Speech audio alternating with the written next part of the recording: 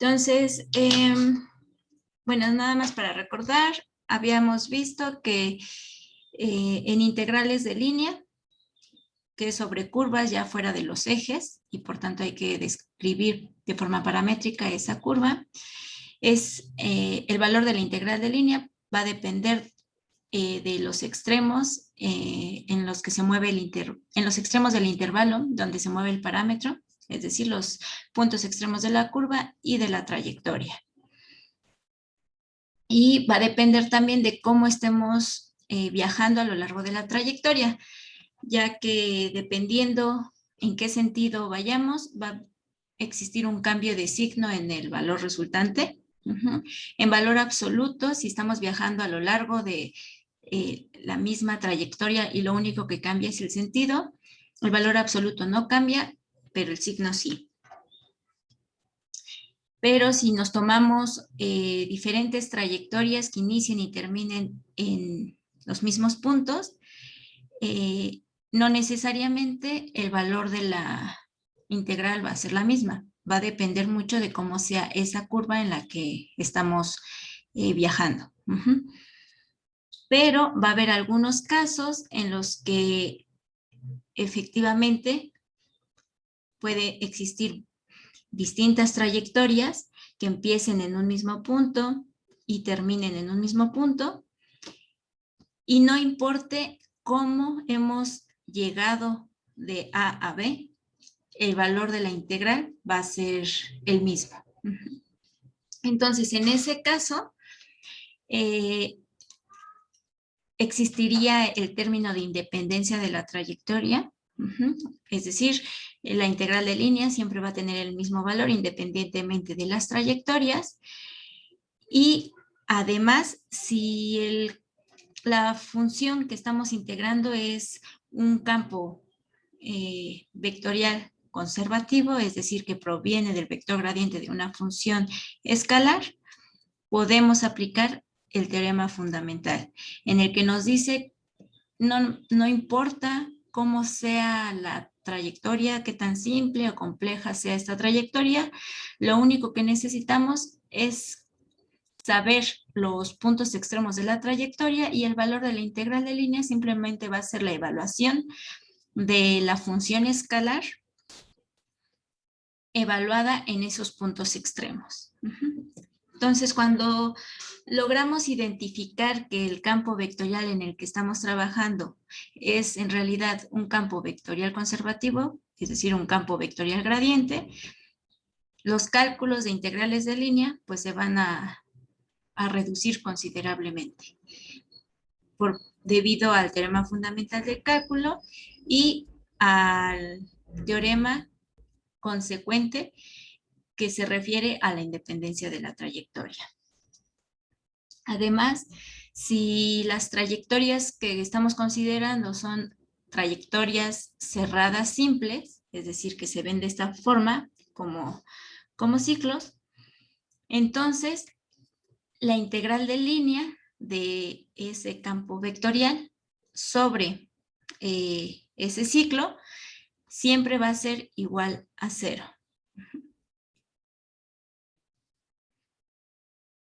Y bueno, lo último que vimos la clase pasada fue ese resultado, la demostración en la que solo en la demostración solo usamos la definición de independencia de trayectoria y el hecho de que estamos trabajando sobre una curva cerrada simple.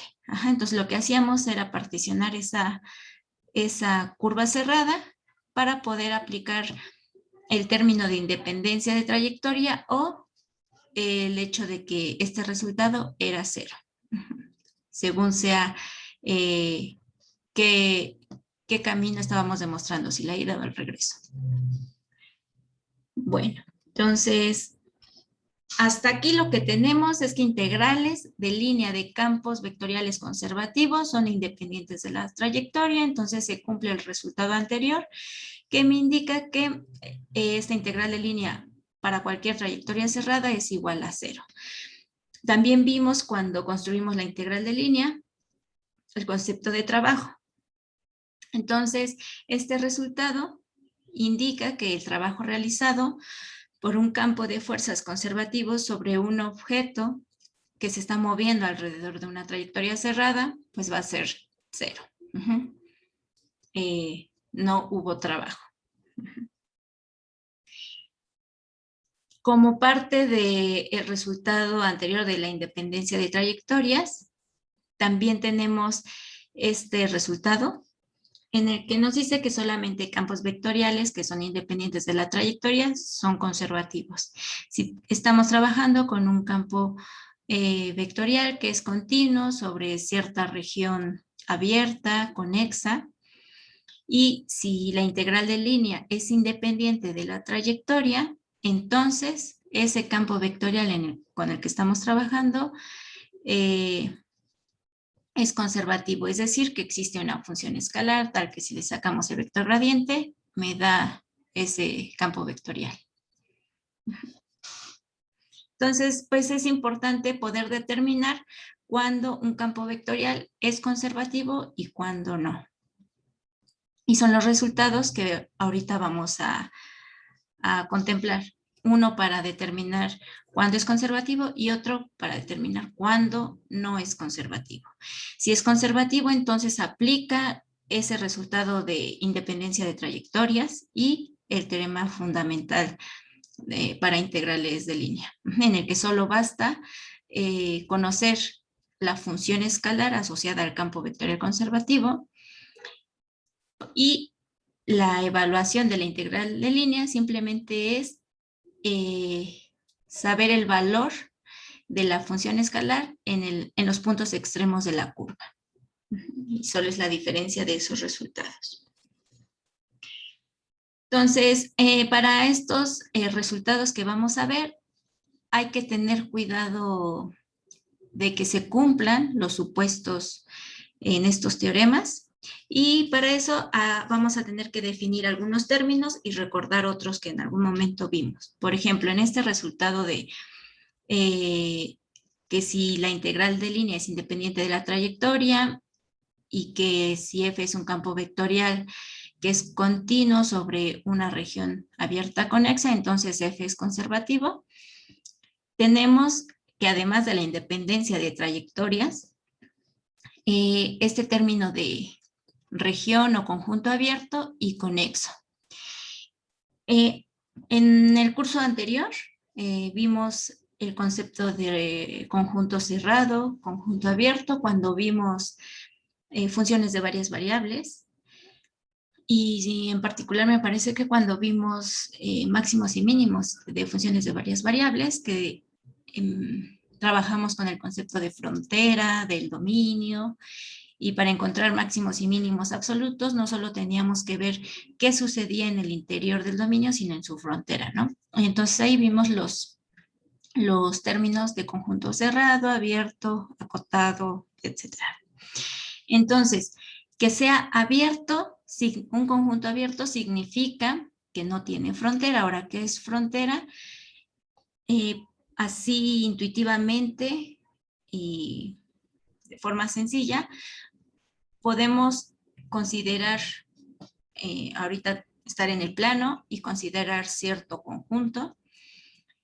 Entonces, si nos podemos fijar en la parte más externa del conjunto, supongamos que estamos viendo una región así en el plano.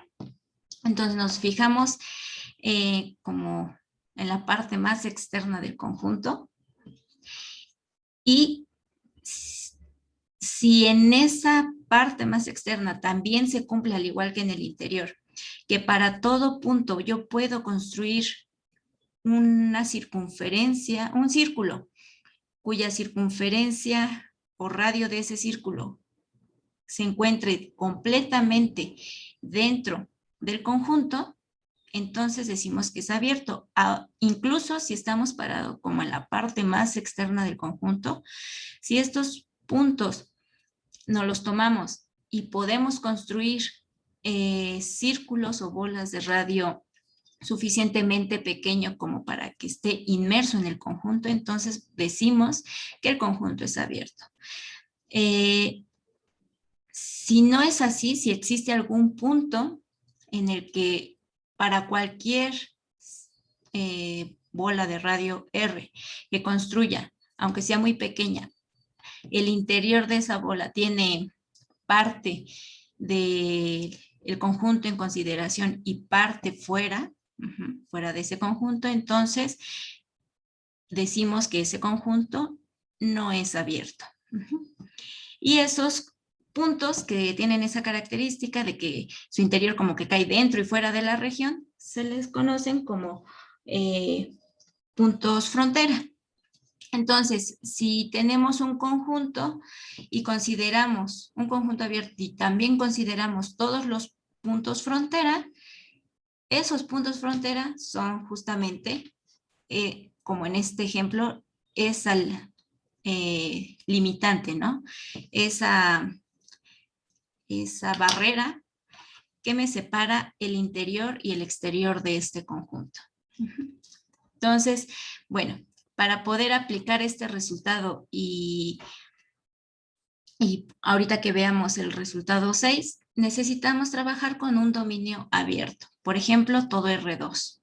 Generalmente, los campos vectoriales más comunes y con los que vamos a estar trabajando están bien definidos en todo R2. En caso de que hubiera en estas funciones componentes cocientes, pues esos cocientes hacen que en ciertos valores para el denominador de esos cocientes, pues no esté bien definido, y entonces ahí pues sí habría que tener más cuidado de verificar que el conjunto dominio sea abierto. ¿Y qué significa que sea conexo? Que para cualquier par de puntos que yo me tome en el conjunto D, en el dominio, puedo construir una trayectoria que vaya de un punto a otro y que toda esa trayectoria caiga dentro de ese dominio. Ajá.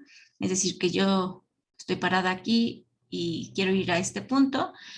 Bien puedo hacer esto, pero si existe una trayectoria que completamente esté dentro de la región, entonces esa región es conexa.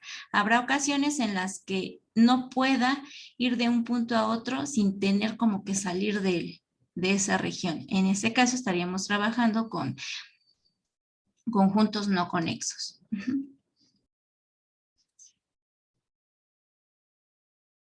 Bueno, entonces, ahora, ¿cómo podemos determinar si el campo vectorial que estamos considerando es conservativo o no? Si las funciones componentes del campo conservativo tienen derivadas parciales de primer orden continuas en el dominio, siempre se va a y bueno, este campo vectorial es conservativo, siempre se va a tener esta igualdad. Es decir, en todos los campos vectoriales gradientes se va a cumplir con esto, ¿no? Porque los campos vectoriales gradientes son campos vectoriales conservativos. Entonces, si sacamos las derivadas parciales de las funciones componentes, la primera función componente la derivamos con respecto a y y la segunda función componente con respecto a x, estas derivadas siempre van a ser iguales. Entonces, si nos fijamos en la contrapositiva de este teorema, es decir, esto ahorita nos dice, si pasa que el campo vectorial es conservativo y las primeras derivadas parciales son continuas de las funciones componentes, entonces el siguiente enunciado que es esta igualdad. La contrapositiva es equivalente a este enunciado. La contrapositiva es el negativo del enunciado, en este caso Q. Es decir, que si no pasa esto, o lo que es lo mismo, que si la derivada parcial de P con respecto a Y es distinto a la parcial de Q con respecto a X, entonces, pues no pasa lo primero, no pasa P. Es decir, no es conservativo.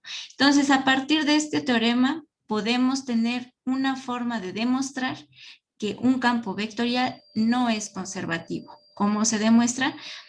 Si tenemos que esto no se cumple, que estas derivadas parciales son distintas, entonces ya podemos concluir que este campo vectorial no es conservativo. Hasta aquí, ¿todo bien? ¿Alguna duda?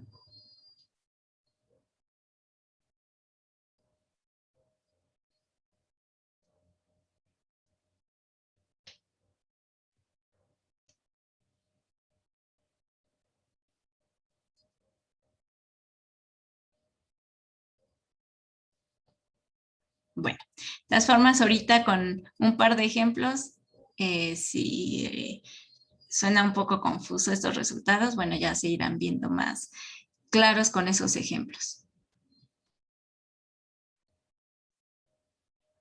Ah, si lo es, si sí es, a ver, Irving, si lo es, ¿a qué te refieres? Si sí es que existe esta igualdad o si sí es conservativo, ¿qué cosa?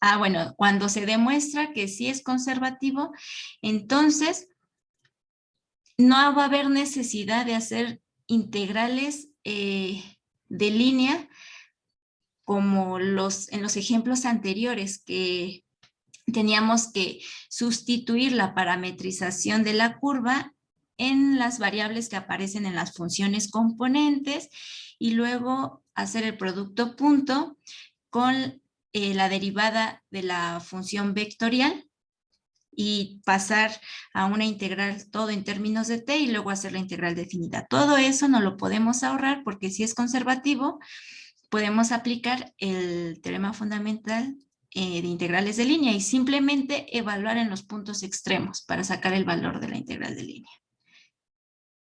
Entonces, pues nos va a ayudar mucho saber si es conservativo el campo vectorial en el que estamos trabajando porque pues nos va a ahorrar muchos cálculos. Vale.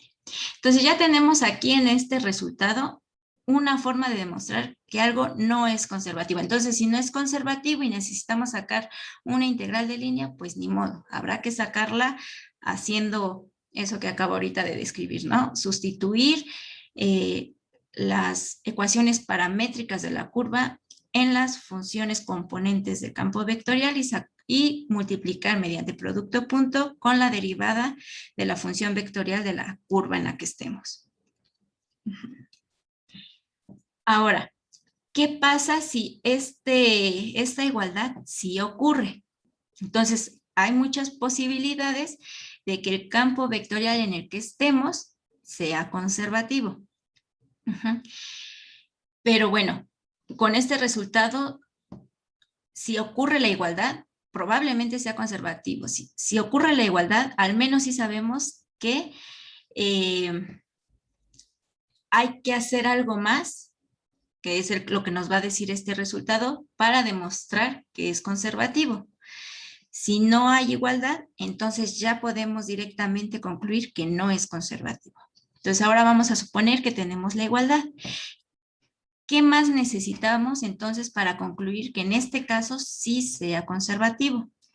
Bueno, que además de tener derivadas parciales de primer orden de estas funciones componentes continuas, necesitamos que el dominio del campo vectorial tenga ciertas particularidades.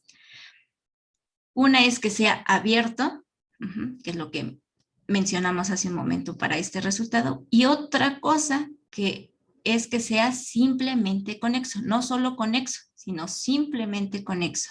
Entonces vamos a ver qué es eso de simplemente conexo.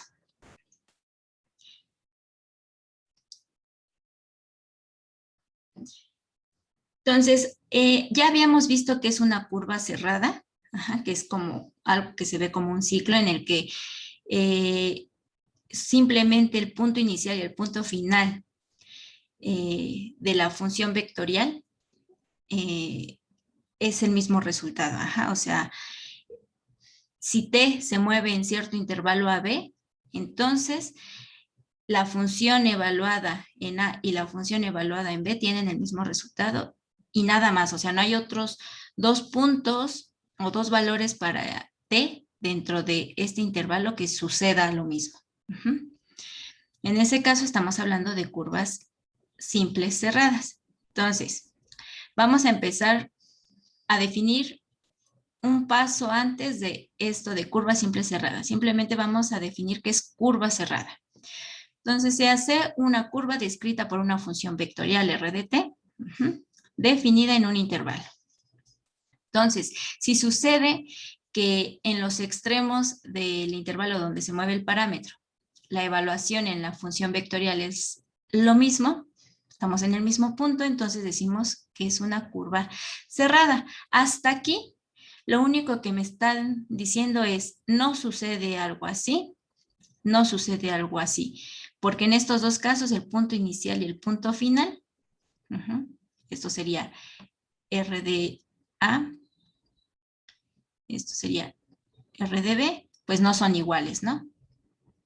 Entonces, esto no cumple con esta definición, no es una curva cerrada. Aquí lo mismo, ¿no? Este punto R de A y este punto R de B no tienen el mismo valor, entonces tampoco es cerrado. Aquí tenemos un bucle. Aquí significa que hay cierto valor, no sé, en t igual a I, y hay otro valor t igual a J. Ese valor I y ese valor J están dentro de este intervalo en el que si evaluamos la función en estos valores tenemos el mismo punto, por eso se hace un bucle. Pero esto pues no significa que sea cerrada, porque para que sea cerrada necesitamos la igualdad en los puntos extremos. Entonces, lo que sí cumple con la definición de que sea cerrado sería algo así. Supongamos que el punto inicial es este y pues el punto final también sea este. Entonces, iniciamos y terminamos en el mismo punto, por tanto tenemos esta igualdad, por tanto esta curva es cerrada.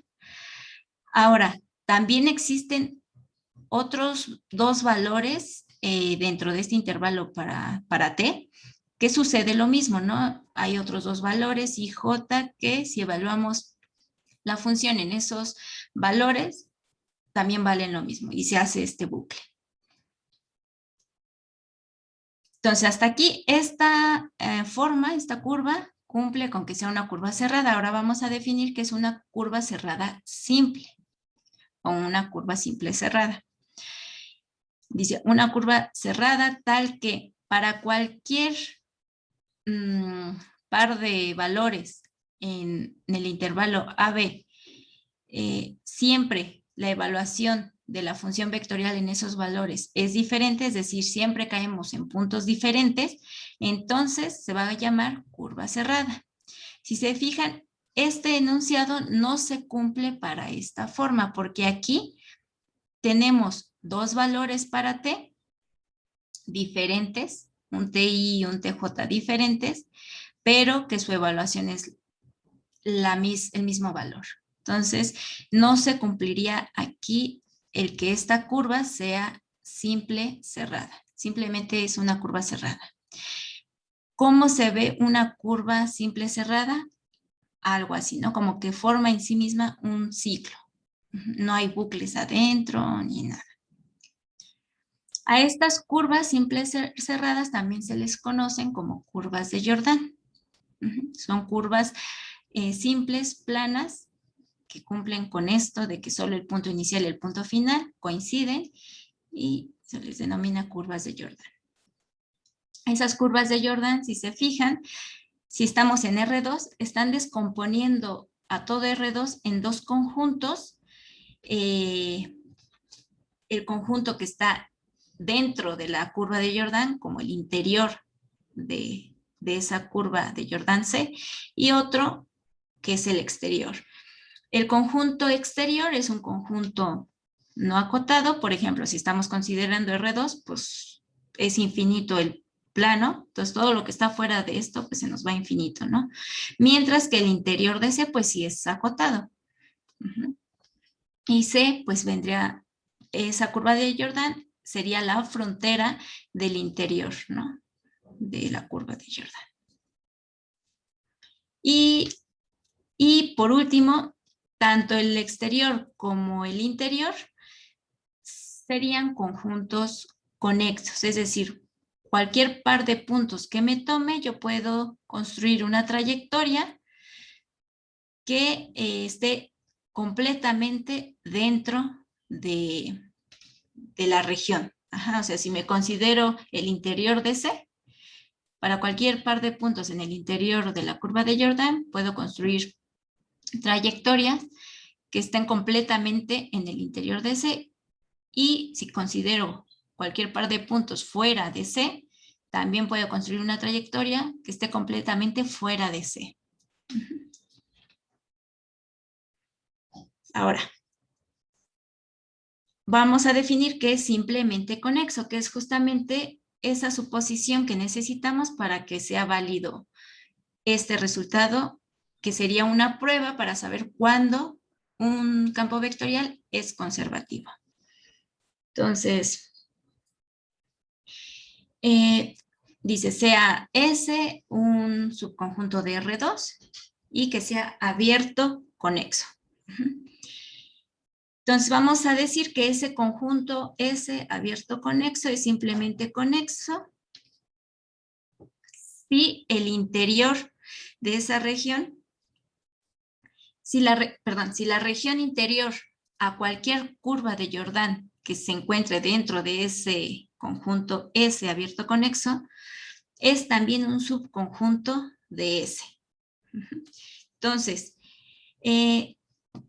un conjunto simplemente conexo va a ser un conjunto abierto desde R2 hasta algo más pequeño, pero que no contenga sus puntos frontera. Y va a ser simplemente conexo si cualquier curva de Jordan, vamos a suponer que este es el conjunto abierto. Entonces, aquí pongo punteada esta curva como para hacer referencia a que no estamos considerando esta curva. Ajá, o sea, es un conjunto abierto. El conjunto solo está comprendido por los puntos aquí adentro. Entonces, cualquier curva de Jordan que esté dentro de S, vamos a suponer que esto es S, si cualquier ciclo, cualquier curva cerrada simple, si me fijo en el interior de esta curva, podemos ver que todo el conjunto pues está dentro de S. Aquí también el conjunto que corresponde al interior de C está dentro de S. Pero, ¿qué sucede en estos casos? Si yo considero una curva de Jordan en S, vamos a suponer que este también es un conjunto abierto, es S. Hay muchas posibilidades de curvas de Jordan aquí adentro. Una de ellas, pues, es esa que acabo de dibujar. El interior de C no está completamente contenido en S, ¿no? O sea, estos elementos que están en este agujero, pues no forman parte de S. Entonces, este es un ejemplo de un conjunto que no es simplemente conexo. Aquí, pues, es otro conjunto, como en este caso, tiene dos agujeros, puede construir curvas de Jordan, cuyo interior no sea un subconjunto de S. Y aquí lo mismo, ¿no? Si considero este conjunto abierto, o sea, el conjunto abierto es la unión de estas dos partes. Estas dos partes es un mismo conjunto. Entonces, S, bien puedo considerar esta curva y esta parte pues no es un subconjunto de S. Entonces, como que intuitivamente y visualmente un conjunto simplemente conexo es algo así como un ciclo cubierto. Cualquier región que tenga agujeros o esté conformado por partes, no es simplemente conexo. Entonces, pues es un resultado bastante, que pide bastante, ¿no? O sea, no solo la igualdad, sino que el dominio tiene que ser muy bonito. Para que el campo vectorial sea conservativo. ¿Dudas hasta aquí?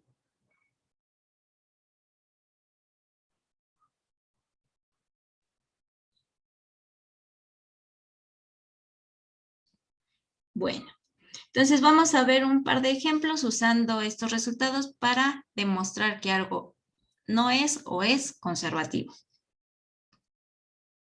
Entonces, aquí tenemos, y bueno, solo un detalle, estos resultados por el momento solo son considerando campos vectoriales en R2, ¿no? Porque son campos con dos funciones componentes nada más. Son vectores con dos componentes nada más.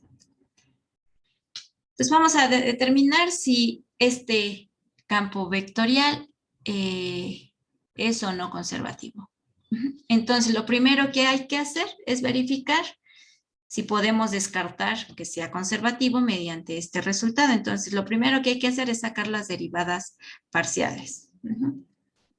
Entonces, esto es P, esto es Q. Sacamos la parcial de P con respecto a Y la parcial de Q con respecto a X. La parcial de P con respecto a Y, X es constante, eso se hace 0, y este término, su derivada con respecto a Y, pues sería menos 1.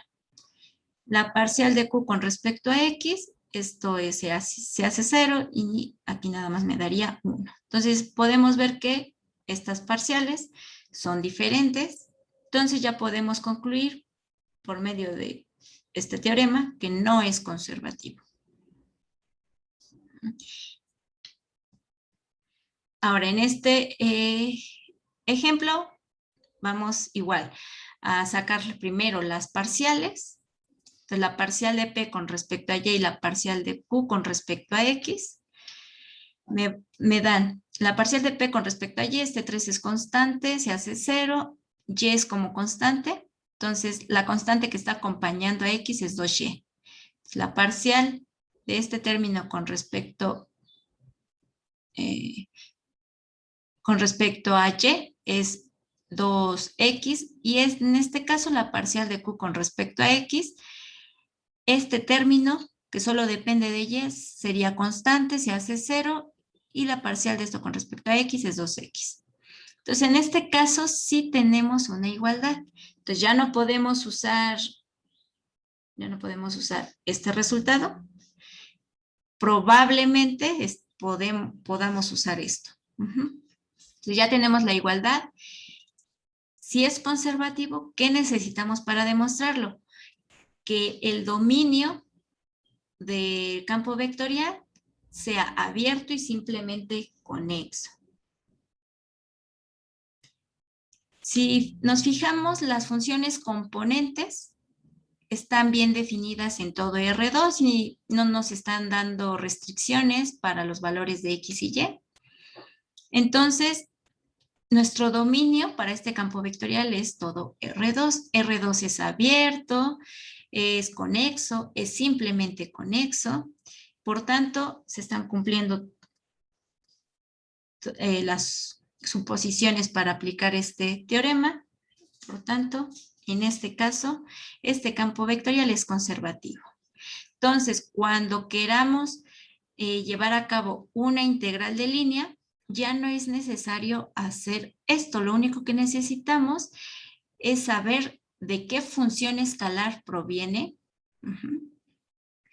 Cuando tengamos esa función escalar, simplemente es evaluar la función escalar en los puntos extremos de la curva en la que estemos integrando. Entonces, vamos a hacer eso. Entonces, acabamos de ver que este campo vectorial, sí es conservativo. Entonces, sí, ¿qué significa? Que existe una función escalar f, tal que si le saco el gradiente, obtengo este campo vectorial. Entonces, el vector gradiente, por definición, es un vector cuya primer componente es la parcial de f con respecto a x, la segunda componente es la parcial de f con respecto a y. Y estos, como es conservativo, debe ser igual a P y Q, respectivamente. Entonces, lo que necesitamos es una forma de recuperar f, ¿no? De encontrar esa f, tal que si le sacamos el gradiente me dé esto. Entonces, voy a usar esta igualdad para recuperar f. Como estos dos vectores son iguales, esta primer componente debe ser igual a p. Entonces, la parcial de f con respecto a x debe ser p, donde p es 3 más 2xy. Ahora, esta parcial es con respecto a x. En esta parcial, y se toma como constante. Entonces, esto, aunque aparece y, esa y es constante. Entonces, básicamente esta función es una función de x nada más. Es una función de una sola variable. Entonces, vamos a integrar con respecto a x. Y eso, por el teorema fundamental de cálculo, me va a dar f. Si yo integro esta derivada con respecto a x, integro f, me va a devolver la función f, que es una función de dos variables, ¿no? Porque estamos en el plano. Entonces, integramos p con respecto a x. Entonces, la antiderivada de esto es 3x más y, acuérdense, es constante, entonces integramos solo x. Esto me daría x cuadrada entre 2. Con este 2 se me va a ir y nada más me queda x cuadrada por y. Más, como estamos con una integral indefinida, siempre agregamos una constante de integración cuando hacemos integrales indefinidas. Entonces, en lugar de agregar la constante de integración como c, ahorita voy a poner g de y. Esto, como estamos integrando con respecto a x, y es una constante. Entonces, esta función que solo va a depender de y es una constante. Entonces, lo único que he hecho es escribir esa constante de integración en esta forma, como una función de y. Entonces, si derivamos esto con respecto a x, pues volvemos a p. Entonces, aquí ya tenemos una forma de cómo es f de x, y. Ahora hay que ver explícitamente cómo es la forma de esta constante de integración. Para eso vamos a aplicar el hecho de que esta segunda componente es igual a q. Entonces, a partir de esto voy a derivar con respecto a y. Si derivo con respecto a y, ese resultado debe ser q. Entonces, derivando con respecto a y, esto es constante, se hace 0. Este término con respecto a y, solo queda esta constante que es x cuadrada más la derivada de esta función g con respecto a y. Pero entonces, esto es la parcial de f con respecto a y, pero eso debe ser q. Entonces, aquí ponemos q. Entonces, esto debe ser igual a esto, de donde esta x cuadrada se va con esta x cuadrada y me queda que la derivada de g con respecto a y debe ser menos 3y cuadrada. Integramos esta función de una variable con respecto a y eso me da menos 3, bueno, sería menos 3 y cúbica entre 3. Los 3 se me van y nada más me queda menos 3y cúbica. Ahora, también es una integral indefinida. Puedo, o sea, el resultado así formal sería más una constante de integración, pero en particular me puedo tomar la constante de integración 0. Basta con tomarme una de las antiderivadas de toda la familia. Entonces, agarro la que tiene la constante de integración 0, entonces nada más me queda menos y cúbica. Y esto es lo que tendríamos que poner acá. Y entonces ya hemos construido o ya hemos recuperado la función escalar. Si tenemos dudas, podemos sacar el vector gradiente, sacar la parcial de f con respecto a x y verificar que eso sea realmente p, sacar la parcial de f con respecto a y y verificar que eso sea q. Entonces, ya que tenemos la función escalar, si nos piden, por ejemplo, evaluar la integral de línea, donde la curva a considerar está dada por esta ecuación vectorial, esta función vectorial, entonces simplemente hay que evaluar la función escalar en el punto final y en el punto inicial de la curva. Entonces, el punto inicial va a ser cuando t valga 0, hay que ver qué punto nos da aquí. Y el punto final es cuando t vale pi.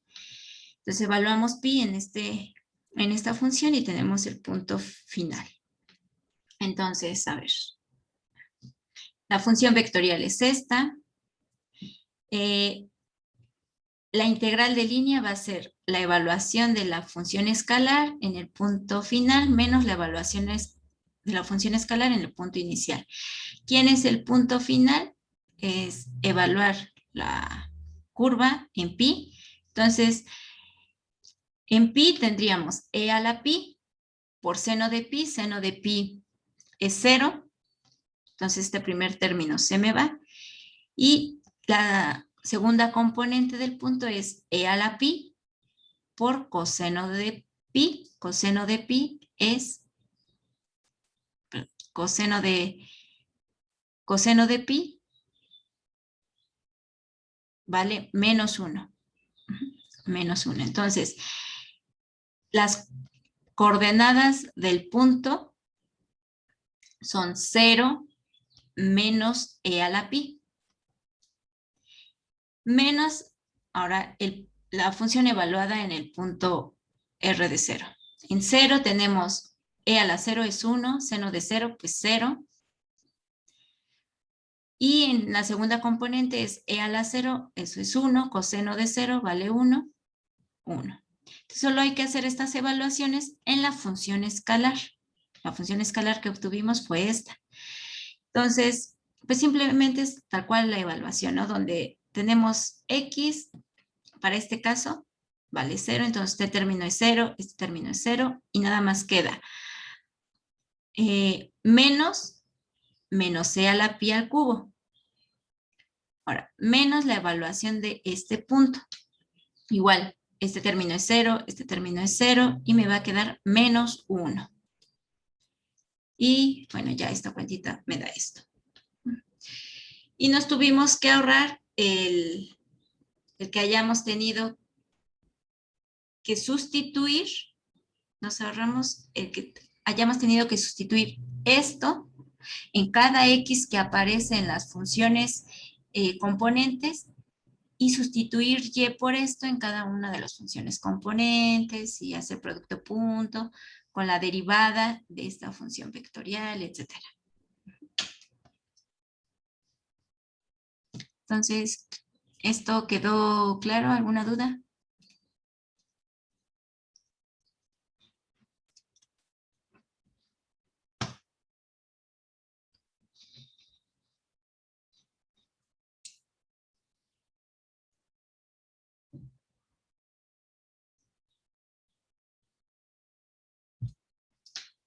¿Dudas? ¿Dudas?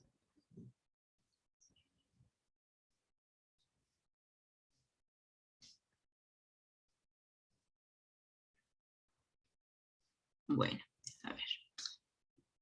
Ahora vamos a hacer nuevamente un ejemplo similar, pero usando un campo vectorial en R3. Entonces vamos a suponer que ya sabemos que este campo vectorial es un campo vectorial conservativo. Aquí ya lo vamos a suponer porque si nos lo pidieran demostrar todavía no podemos porque estos resultados simplemente son para campos vectoriales sobre R2. Ajá.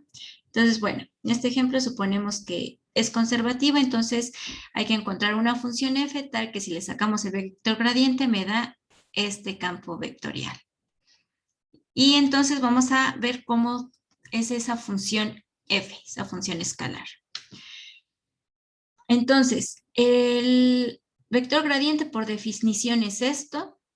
Esto debe ser igual a las funciones componentes del campo vectorial. Y vamos a partir de esta igualdad a recuperar la función escalar f. Entonces, podemos partir de cualquier igualdad de componentes, ya sea entre las primeras, las segundas componentes o las terceras componentes de estos vectores. La idea, el procedimiento es el mismo. En este caso voy a empezar con la igualdad de la primer componente con la primer componente del campo vectorial, que es la función P. Entonces, de esta igualdad, tengo que la parcial de f con respecto a x debe ser y cuadrada. Voy a integrar con respecto a x para recuperar f. Integrando con respecto a x, y cuadrada es constante, entonces la integral de y cuadrada con respecto a x es y cuadrada por x más una constante de integración. Ahora, la constante de integración la voy a poner en función de las otras dos variables, es decir, de la variable y y z. Si yo derivo esto con respecto a x, regreso a y cuadrada. Entonces, esta es la forma de la función escalar. Voy a derivar ahora con respecto a otra de las dos variables, por ejemplo, con respecto a y.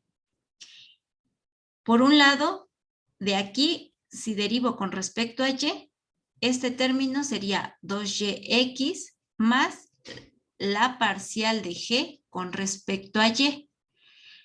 Pero por otro lado, eso debe ser q. Entonces, esto tiene que ser igual a este valor. De esta igualdad, tengo que resolver esta ecuación. La parcial de g con respecto a y. Entonces, integro con respecto a y. Este término es constante en términos de y. Entonces, la antiderivada de esto con respecto a y es esta constante por y más una constante de integración que voy a poner como función en términos de la tercera variable, en este caso z. Entonces, esta función pues es constante en términos de y. Si nosotros derivamos esto con respecto a y, esto es 0. Entonces, esto vengo y lo voy a poner aquí. O sea, ya tenemos una expresión más explícita de quién es esta función g. Tiene esta forma, entonces la ponemos. Entonces, la función hasta ahorita f ya tiene esta forma. Y ahora nada más necesitamos ver explícitamente quién es h. Para eso, ocupo la última igualdad, que la parcial de f con respecto a z debe ser r. Entonces, a partir de esta función, derivamos con respecto a z. Este término no tiene z, entonces esto es constante, se hace 0. Igual este término, bueno, y es constante y aquí tenemos el z como exponente. Entonces, la derivada de esto con respecto a z es esta constante por la derivada de esto que es 3e a la 3z, más la derivada de esta función. Pero esto debe ser r. Entonces, de esta igualdad voy a poder sacar explícitamente quién es la función h. Entonces, de esta igualdad tenemos que la derivada de h debe ser 0. Por tanto, h debe ser una constante para que cuando la derive sea 0. Esta c, vengo y la colocamos acá y ya tenemos la expresión completa de quién debe ser la función escalar. Esta función escalar, escrita así, es toda una familia de funciones, una para cada valor de c. En particular, me puedo tomar la función donde c vale 0 y sigue valiendo, o sea, sigue siendo una función que si yo le saco el vector gradiente, obtengo este campo vectorial.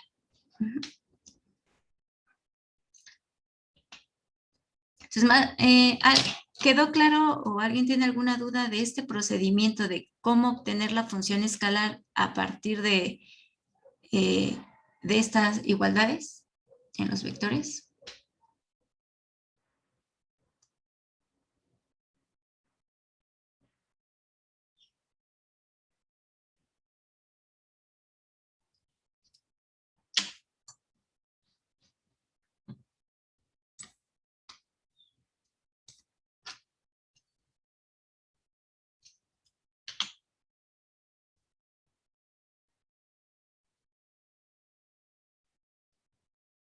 Bueno, Irving dice que bien. ¿Los demás?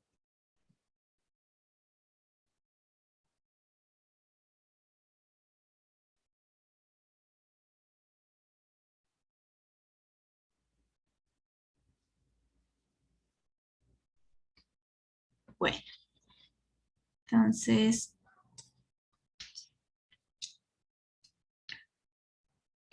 sí me importa que quede claro este procedimiento, porque de hecho lo que estamos haciendo aquí, esta igualdad y que a partir de estas igualdades obtenemos como ciertas ecuaciones a resolver, justamente estas ecuaciones son ecuaciones diferenciales. Entonces, cuando estemos en Mate 4, va a haber en particular un tipo de ecuaciones diferenciales que se resuelven de esta forma.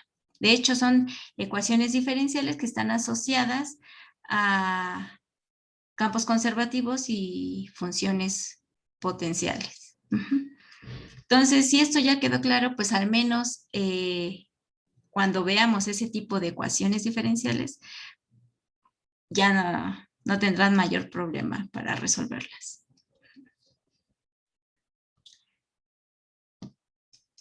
Bueno, entonces, a partir de estos resultados, llegamos a uno de los principales teoremas de este curso, que es el teorema de Green. Este teorema lo que nos permite es hacer la equivalencia, hacer un puente entre integrales de línea y las integrales sobre regiones. Es decir, hay una equivalencia entre hacer una integral de línea y una integral doble. Entonces, en muchas ocasiones va a ser preferible trabajar con una integral de línea o con una integral doble para facilitar los cálculos. Ahorita, con un ejemplo, vamos a ver cómo usar este teorema que nos da esta equivalencia. Entonces, lo primero que necesitamos es, cuando estemos trabajando con la integral de línea, cómo es la curva y cómo se recorre esa curva. Entonces, vamos a considerar una curva de Jordan, es decir, una curva simple cerrada, que puede ser o estar conformada por la unión de curvas suaves por secciones. Lo importante es que sea una curva simple cerrada y que esté orientada positivamente. Ahorita vemos qué es eso de la orientación. Entonces, si estamos trabajando con una función vectorial en el plano, pues esa función vectorial está conformada por dos funciones componentes, por ejemplo, P y Q. Si esas funciones componentes tienen derivadas parciales continuas en una región abierta que contenga el dominio, se da esta equivalencia. Da lo mismo integrar el campo vectorial sobre esa curva cerrada que hacer la doble integral de esta diferencia en las derivadas parciales sobre el interior de la curva cerrada. Ahora, eso de orientado positivamente significa que vamos a recorrer esta curva en sentido antihorario. Mientras que si se recorre en sentido horario, se diría que tiene una orientación negativa. Bueno, entonces como notación pueden encontrar a esta curva C descrita explícitamente como aquí en el teorema de Green, o hacer referencia a esta curva C como la frontera de D, la frontera que corresponde a la frontera del interior de la curva de Jordan, o bien esta flecha como en círculo para indicar que estamos considerando la parametrización de la curva con orientación positiva, es decir, una orientación antihoraria.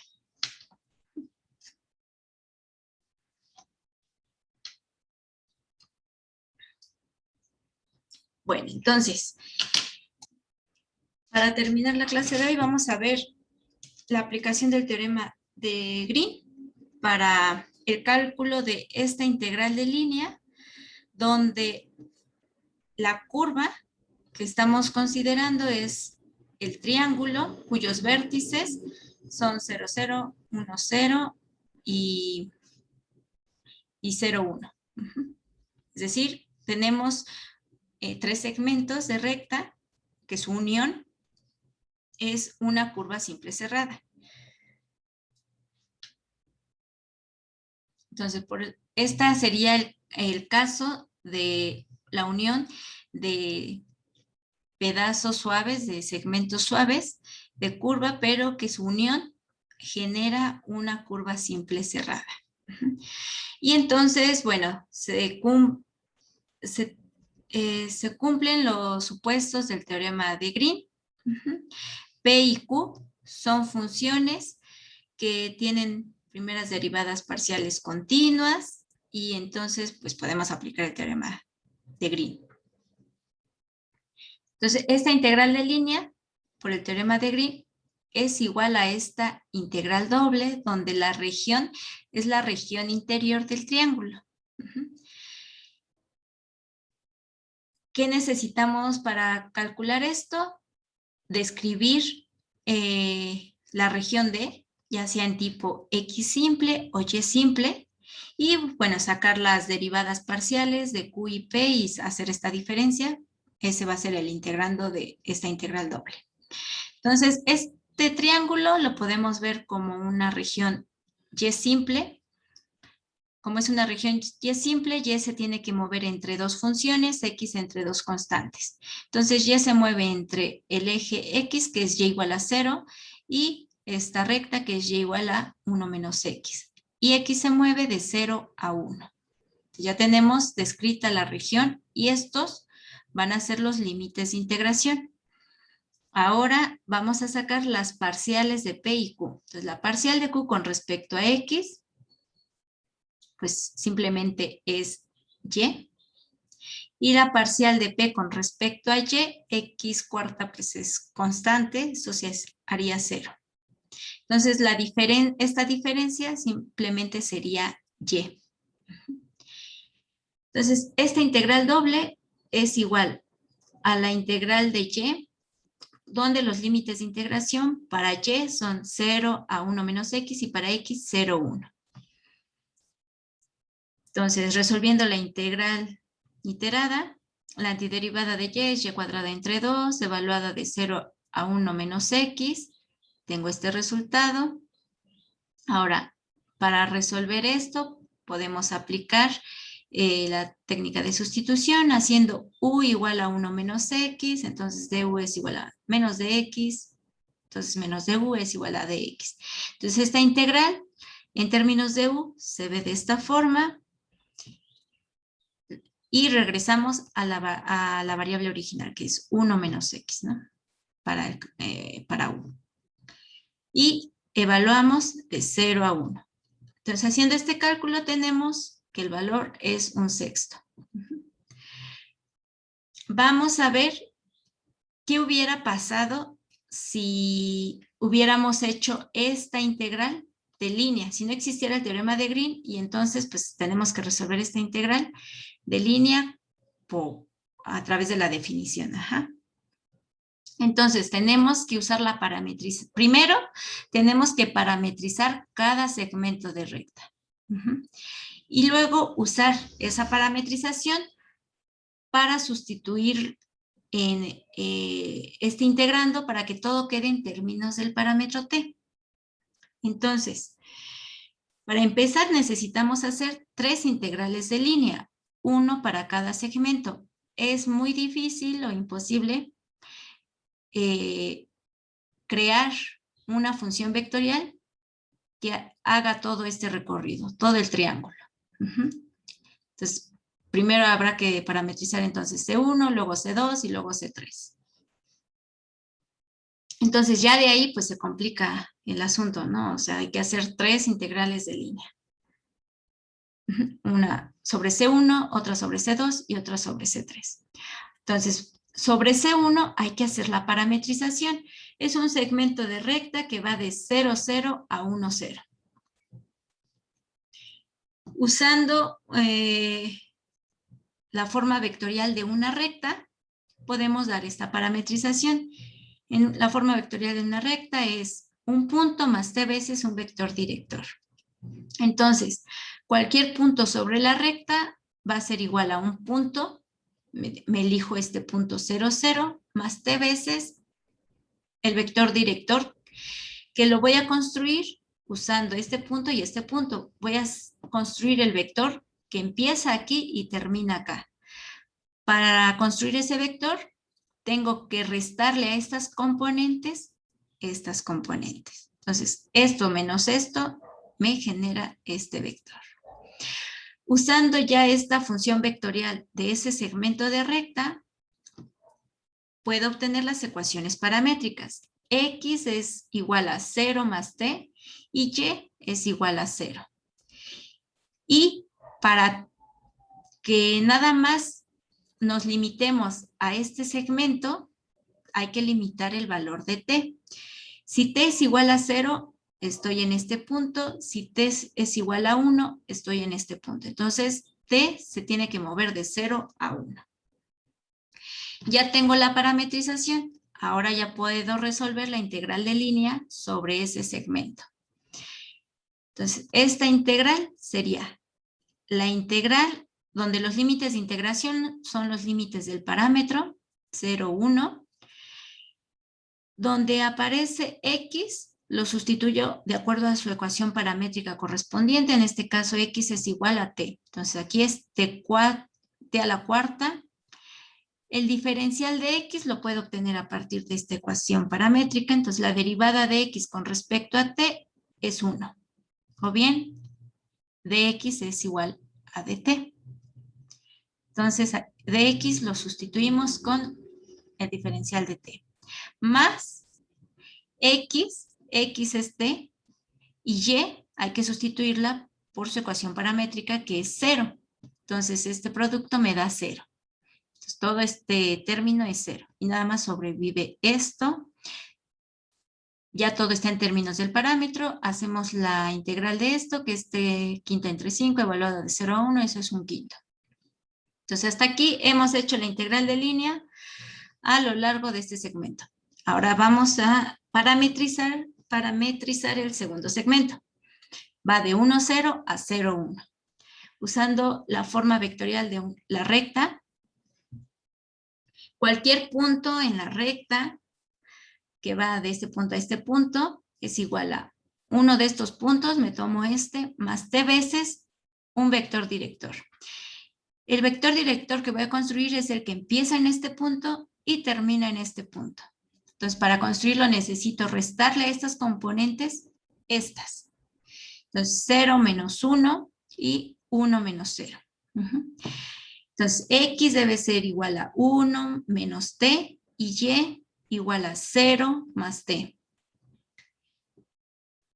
Y para simplemente estar limitadas en este segmento, t debe estar acotado entre 0 y 1. Si t es igual a 0, estoy en este punto. Si t es igual a 1, estoy en este punto. Ahora, para sacar la integral de línea voy a necesitar sacar los diferenciales de x y de y usando las ecuaciones paramétricas. Entonces, la derivada de x con respecto a t va a ser 0 menos 1 de t.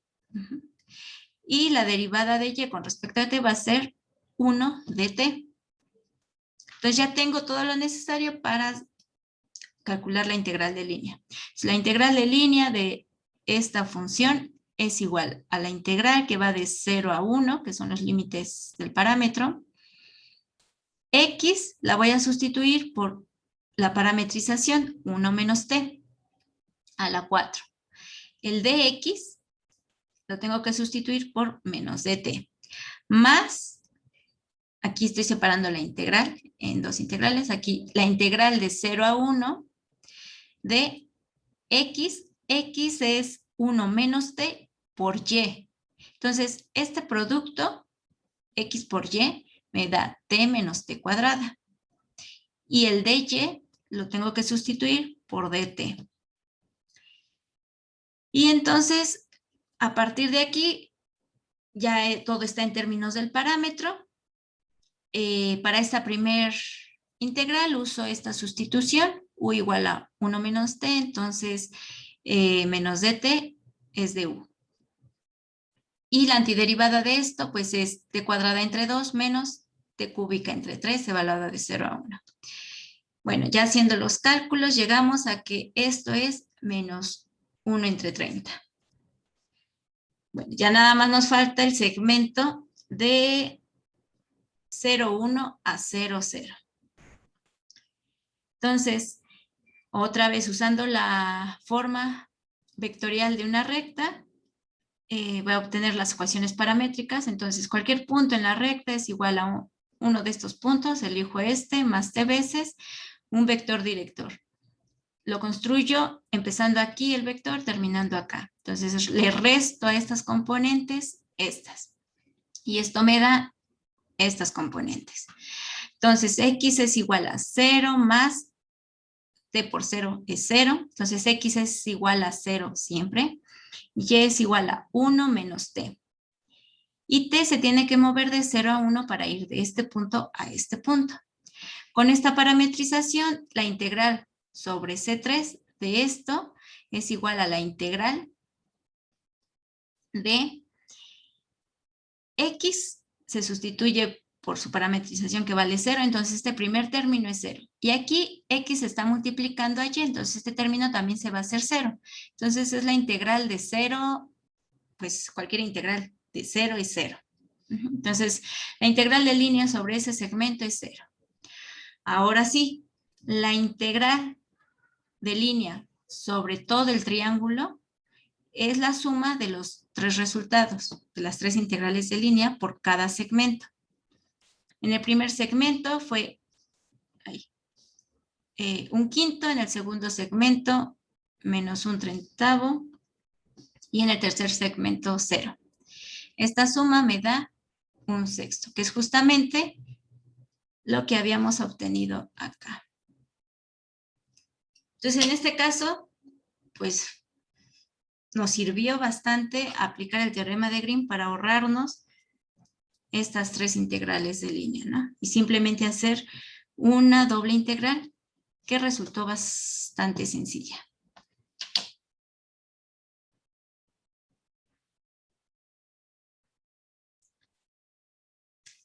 ¿Sí me siguieron? ¿Dudas?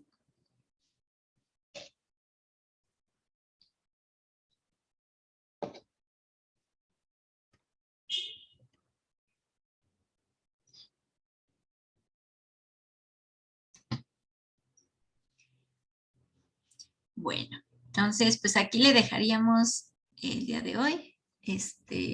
La próxima clase vamos a seguir viendo aplicaciones del teorema de Green. Y si nos da tiempo, empezaríamos con los conceptos de divergencia y rotacional.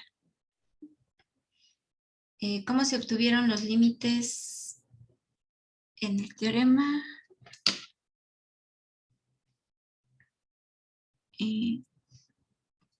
¿Cuáles? En este ejemplo particular, Irving, ¿qué límite es? ¿El 0, 1?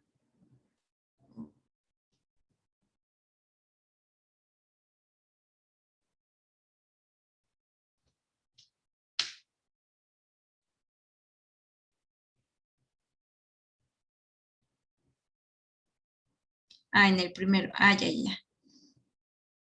Estos que están en la doble integral.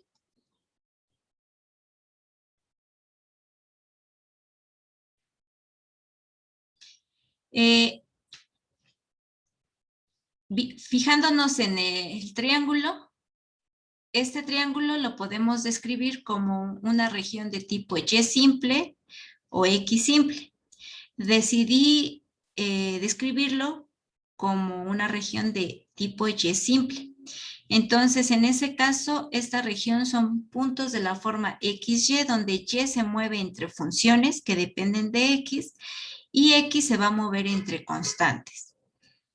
Viendo este triángulo, esta recta, esta parte de esta recta, tiene por ecuación Y igual a 1 menos X, y esta recta, la recta sobre el eje X, tiene por ecuación Y igual a 0. Entonces, la variable Y se está moviendo entre estas dos funciones, entre la función Y igual a 0 y la función 1 menos X, Y igual a 1 menos X. Y X se está moviendo entre las constantes 0 y 1. X se mueve entre este valor y este valor.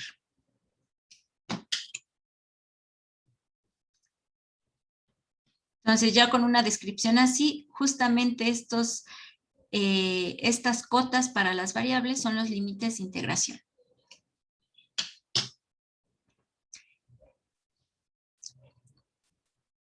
Ok. Bueno, chicos, pues si no tienen dudas de esto o de su tarea, aquí le dejamos y nos veríamos el miércoles.